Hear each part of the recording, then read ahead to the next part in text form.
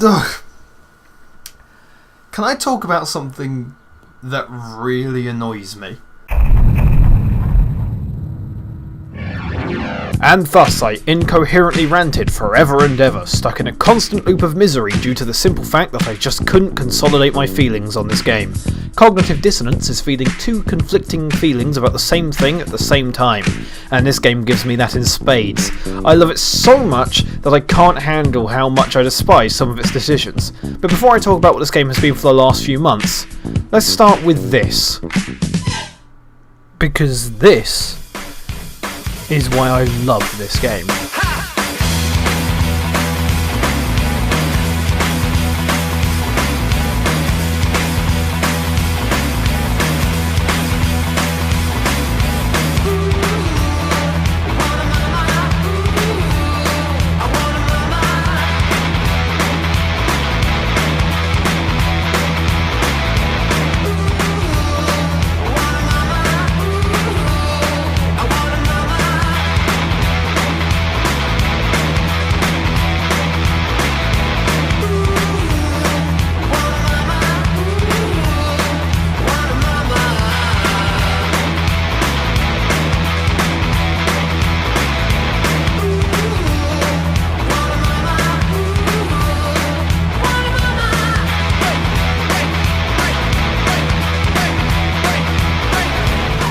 Raiders is one of those games that plays so damn well that when things are in motion you tend to forget any flaws that it has. Its combat is a hybrid of third-person shooter and brawler that transitions between the two incredibly smoothly. It's full of different characters to play, each with wonderfully wacky and fun abilities. Every mission in the game wildly varies with their own objectives and mechanics. It's 4-player co-op, solo players can invade other teams' games to stop them in their tracks, turning the game into a PvEvP game, and the music, visuals and strong optimization keep you in the game at all times with nothing getting in the way of your fun. As a game, despite the occasional issues with balance or connection and so on, it is wonderful and surprisingly deep. The tutorial does a terrible job of teaching you anything, but click on that quick guide, read away, learn about how characters and factions work on a wiki, do a couple of matches and boom, you have a wonderful gameplay experience on your hand. As a sold product, however, for the last few months Raiders has been a bit of a disgusting wasteland of microtransactions and bad business practices that have, with every update, continued to punish its supporters by constantly giving new features to the free-to-play players using its demo feature as an attempt to advertise it, but found itself so unrewarding with its progression that, had the game actually gained a significant player base before now, it would have been slaughtered. Raiders' obscurity is actually giving it a second chance. I want it to have that chance, and I really do hope for the best for it, but it's important to remember where it came from, if it does improve from the Hades Betrayal update onwards tomorrow, both as hopefully a story of redemption, but also as a reminder to both Mercurysteam and other game devs out there that you should never try pulling some of this shit again, because while I look to the future of this game with a lot of hope, the past of this game needs to be remembered to fully appreciate that future, whether the game survives into it or not. However, the story of some dodgy things all starts with a cool little trailer from Gamescom.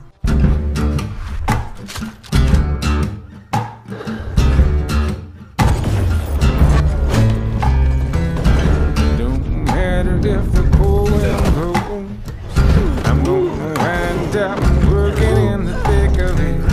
Sunshine through the rain and snow. There's an oily brine Bilgewater baptism waiting below.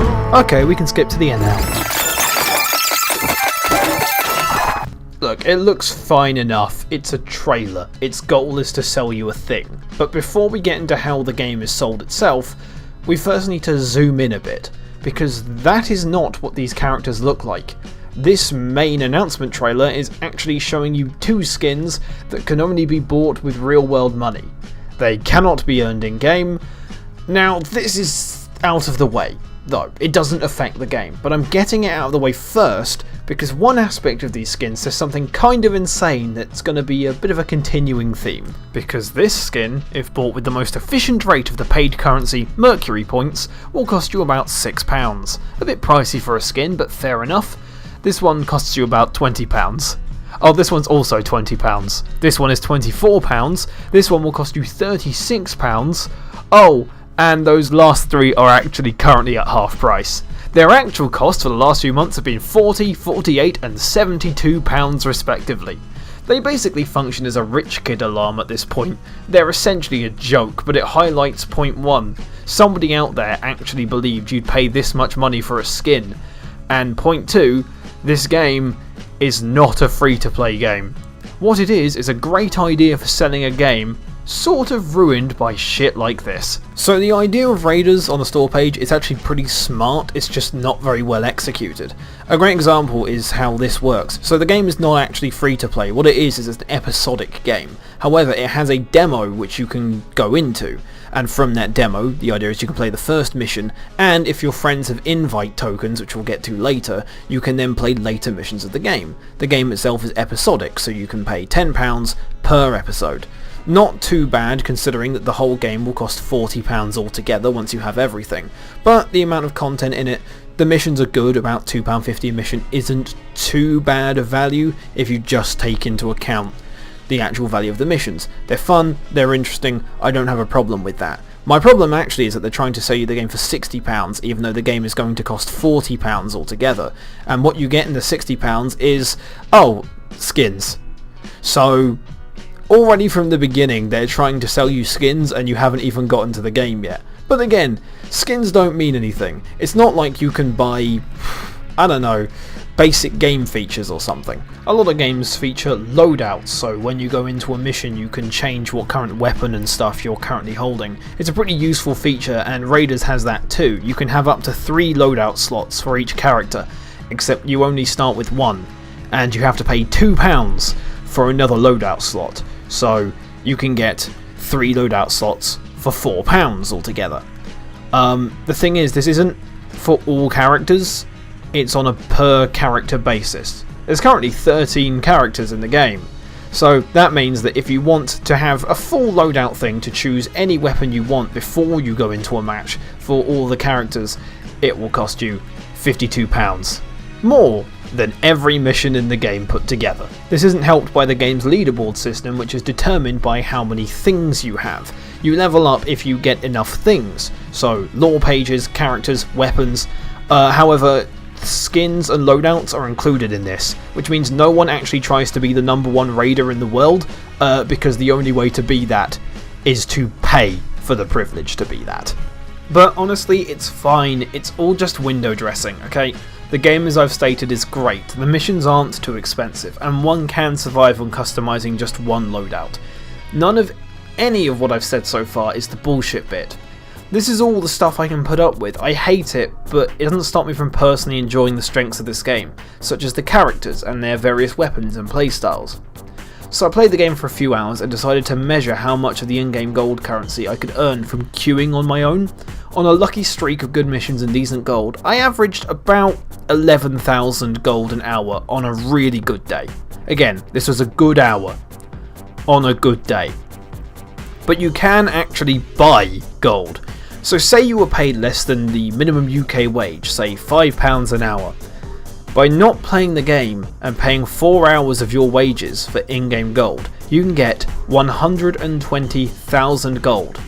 That's 12 hours of grinding for 4 hours. That's £20.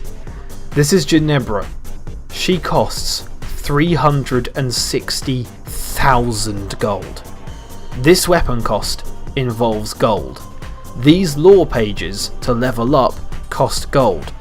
Before an update happened, it used to cost 25,000 gold to lock in your cards to stop them from being lost in a reshuffle.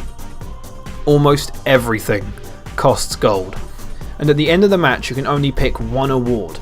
90% of the time there is no need to pick anything that isn't gold. If people pick the same thing, they share it. This means that the potential intended rate of rewards is slowed down to about 1/3 of what it should be almost all the time, because everyone picks gold, because why wouldn't you? I mean, on a good day that Ginebra is only a 36-hour grind away. What other choice do you have? Oh yeah, just pay for her instead.